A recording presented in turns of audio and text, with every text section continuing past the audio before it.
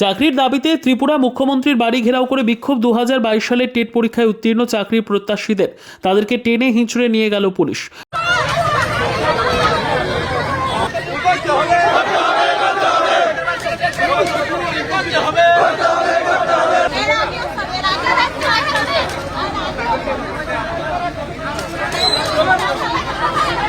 রবিবার 2022 সালে টেট পরীক্ষায় উত্তীর্ণ চাকরি প্রত্যাশীদের চাকরির দাবিতে আগরতলা স্থিত ত্রিপুরার মুখ্যমন্ত্রী ডাক্তার মানিক সাহার বাড়ি ঘেরাও করে বিক্ষোভ দেখায়। তাদের দাবি, বহুবার মুখ্যমন্ত্রীর সাথে দেখা করার চেষ্টা করেছেন চাকরি প্রত্যাশীরা, কিন্তু মুখ্যমন্ত্রীর সাথে দেখা করতে পারেননি তারা।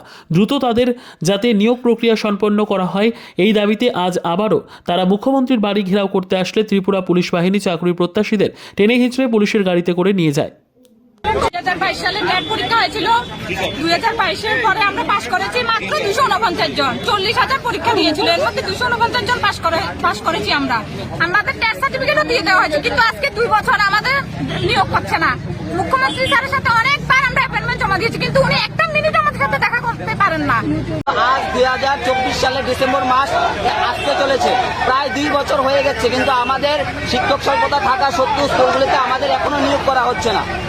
এই বিদ্যালয়, ত্রিপুরা রাজ্যের বিদ্যালয়গুলিতে প্রচুর পরিমাণে শিক্ষক স্বল্পতা রয়েছে, তা সত্ত্বেও আমাদেরকে এখনো নিয়োগ করেছে না।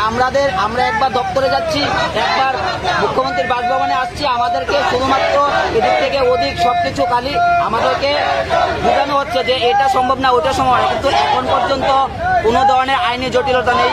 যা ছিল সুপ্রিম কোর্টের রায় সব ঠিকঠাক হয়ে গেছে। এখন সরকার চাইলে আমাদের নিয়োগ করতে পারেন, মুখ্যমন্ত্রী চাইলে আমাদের নিয়োগ করতে পারেন ত্রিপুরার শিক্ষা ব্যবস্থার উন্নয়নের স্বার্থে, কিন্তু আমাদেরকে এখনো নিয়োগ করা হচ্ছে না।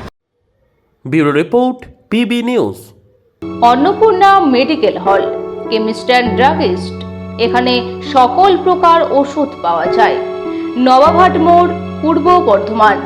যোগাযোগ করুন 6295528655 অথবা 7602347696।